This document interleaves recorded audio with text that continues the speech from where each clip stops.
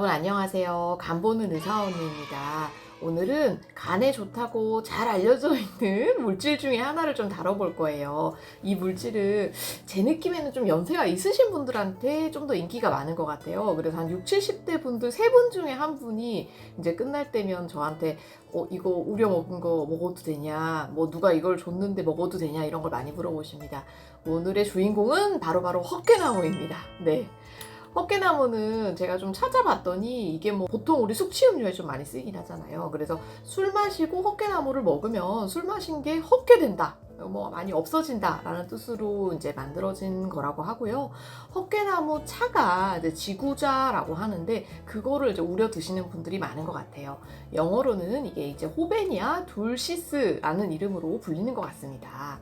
그럼 이제 헛개나무가 괜찮은지, 간이 안 좋은 사람이 과연 먹어도 되는지에 대한 거를 연구를 찾아봤는데, 이제 모든 연구는 이 연구가 좋은 연구다 아니면 조금 뭐랄까 근거도가 높지 않은 연구다 이렇게 나누는 기준이 있습니다.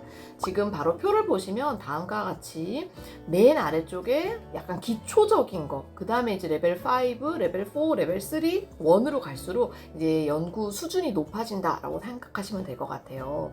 맨 아래 기초 연구에 해당하는 거, 이건 이제 레벨 5도 안 되는 거예요. 기초 연구에 해당하는 게 바로 동물 실험이나 아니면 실험실에서 세포들한테 하는 연구들이 기초 연구 맨 바닥에 해당한다고요.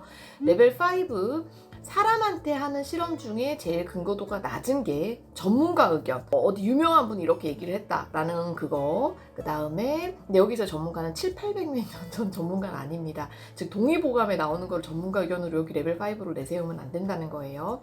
그리고 증례보고, 어떤 환자 한 명이 그랬다, 어떤 환자 2명이 그랬다, 이런 걸 증례보고라고 하고요. 퍼스널 옵저베이션은 이제 그 소위 얘기하는 환자들끼리 옆집 누가 그랬다는데 누가 먹고 이거 나았다는 이제 그거를 퍼스널 옵저베이션이라고 얘기를 합니다. 그거보다 조금 더 좋아지는 거는 이제 레벨 4라고 하는데요. 케이스 시리즈라고 얘기를 해요. 그러니까 케이스 리포트는 한두 명인 거고, 케이스 시리즈는 그런 케이스를 좀 여러 개, 뭐 10명 정도 이렇게 모아놓는 걸 케이스 시리즈라는 걸 레벨 4고요. 즉 이제 좀 경험한 환자가 객관적으로 늘어날수록 이게 레벨 근거 수준이 높아진다라고 생각하시면 되고요. 레벨 3는 이제 후양적 코호트 연구, 굉장히 많은 사람들을 대상으로 해서 이거를 노출된 사람과 노출되지 않은 사람의 어떤 뭐 그런 예후를 비교한다. 이게 이제 레벨 3고요. 레벨 2는 전향적으로 아예 처음부터 어떤 목적으로 환자를 모아서 그 환자들이 향후 몇 년간 어떤 일이 일어나는지 보는 게 이제 레벨 2고, 메타 분석 중에서도 좀 이제 잡다한 분석까지 다 한꺼번에 포함시킨 메타 분석이 있어요. 그런 게 이제 레벨 2에 해당되고요. 레벨 1, 가장 좋은 연구는 우리가 보통 무작위 대조 연구가 1번이고, 그 다음 메타 연구 중에서도 좋은 연구들만 대상으로 한 메타 연구가 있어요. 그러니까 무작위 대조 연구들만 싹싹 모아가지고 메타를 했다든지 이제 그런 거는 레벨 1에 해당합니다. 제 생각에는 간이 안 좋은 분들은 이 중에서 적어도 레벨 2 정도 이상은 먹어야 돼요. 그러니까 이제 레벨 3까지도 뭐 오케이. 그런데 이제 레벨 4, 5 아니면은 기초 연구에 해당하는 거는 조금 간이 안 좋을 때는 사용하기가 근거가 좀 부족하지 않을까 생각합니다.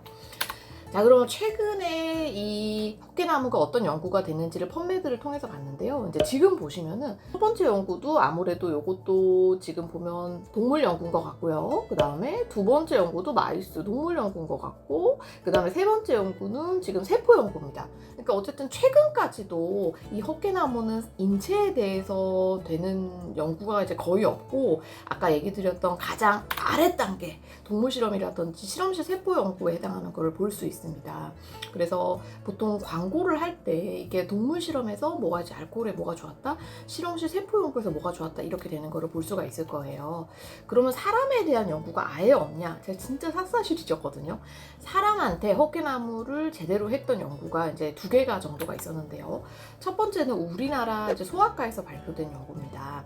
3살짜리 남자애고요. 1년 전부터 엄마가 끓여줘가지고 헛개나무 차를 꾸준히 먹고 있었대요, 이 아이는. 근데 그 헛개나무 차 말고는 다르게 뭐 건강 보조식품을 먹었던 거는 없는데, 그 1년을 먹고 나서 이 아이가 황달도 생기고 그다음에 복통, 그다음에 토하면서 이제 이렇게 온 거예요.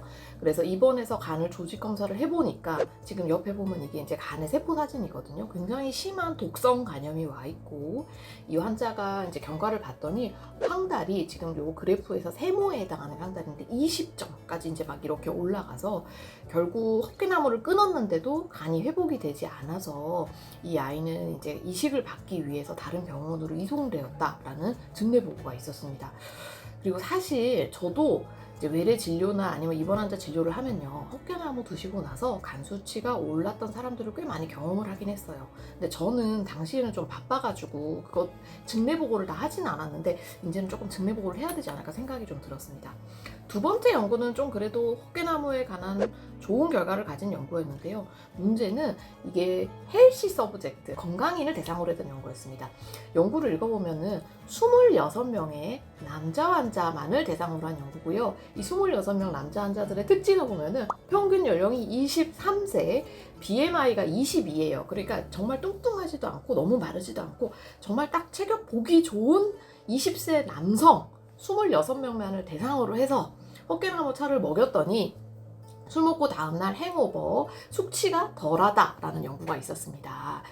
근데 이제 이 연구를 당연히 이거 헛개나무 먹으면 숙취 해소에 좋겠네, 여기까지는 괜찮아요. 그런데 간이 안 좋은 분이 이 연구를 보고 나도 먹어도 되겠다라고 생각하기에는 좀 위험할 수가 있는 게, 굉장히 사람 중에서도 가장 건강한 집단이에요. 20대 남자. 네. 그 집단이 괜찮다 그래서 간이 안 좋은 사람이 괜찮다고 판단을 내리기에는 조금 위험하지 않을까라고 저는 개인적으로 생각합니다. 그래서 실제로 이제 뒤에 설명을 드리겠지만 헛개나무 차에 대해서 유럽에서 가이드라인이 나온 게 있는데, 그 가이드라인에서는 이 연구에 대해서 이 연구만으로는 헛개나무 차가 안전하다고 하기에는 조금 근거가 부족하다. 왜냐하면 너무 한정된 집단이고 그다음에 사람 수가 적기 때문에 그렇게 근거를 내세웠습니다.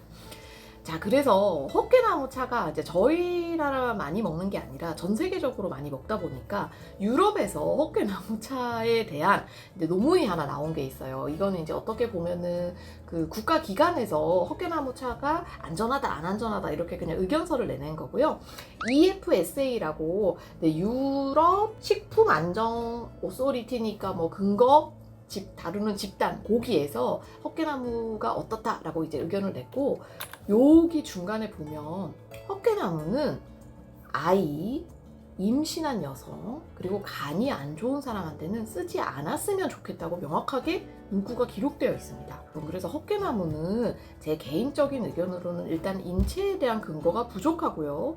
두 번째는 지금 헛개나무를 드시고 나서 간 수치를 오르는 증례 보고라든지 아니면 일상 환자들의 경험을 봤을 때 건강인은 몰라도 간이 안 좋은 분이 간을 위해서 헛개나무를 먹는 거는 굉장히 위험하고 아직까지는 연구가 부족하다라는 얘기를 좀 드리고 싶고요. 실제로 헛개나무가 허위 광고로 처벌을 받은 적도 꽤 있습니다. 이 건강보조식품 돌고 돌거든요. 요거 이제 2002년이에요.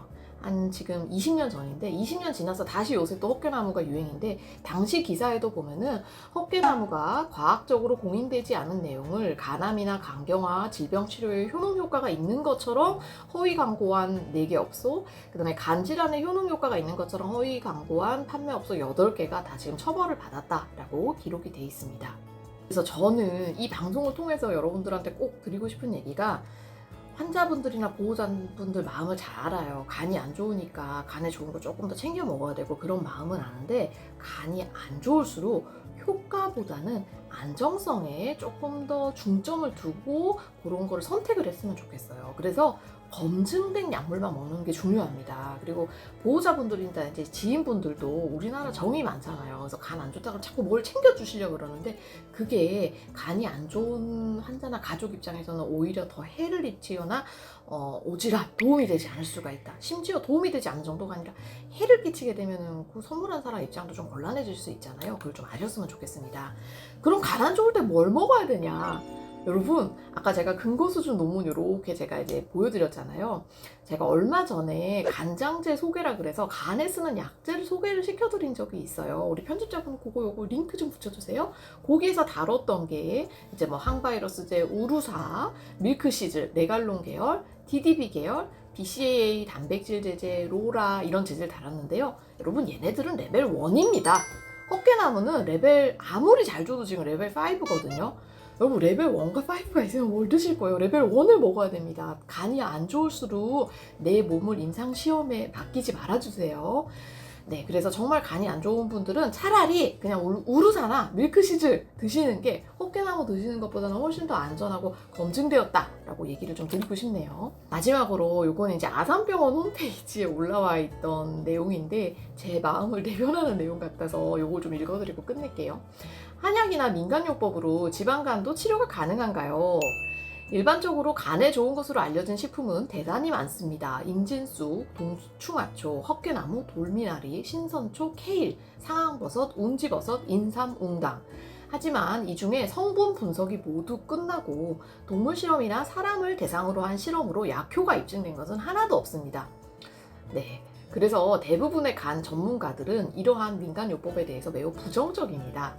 간은 섭취한 모든 음식이나 약물을 대사하고 해독하는 작용을 하기 때문에 이러한 약물들을 먹으면 먹을수록 간이 과중한 업무에 시달리게 돼서 오히려 간 건강을 해칠 수 있으므로 남용하는 일은 없어야 됩니다.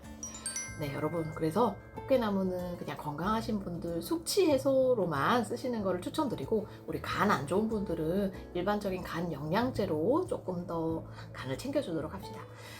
오늘 경청해 주셔서 감사드리고요. 여러분 항상 건강하세요.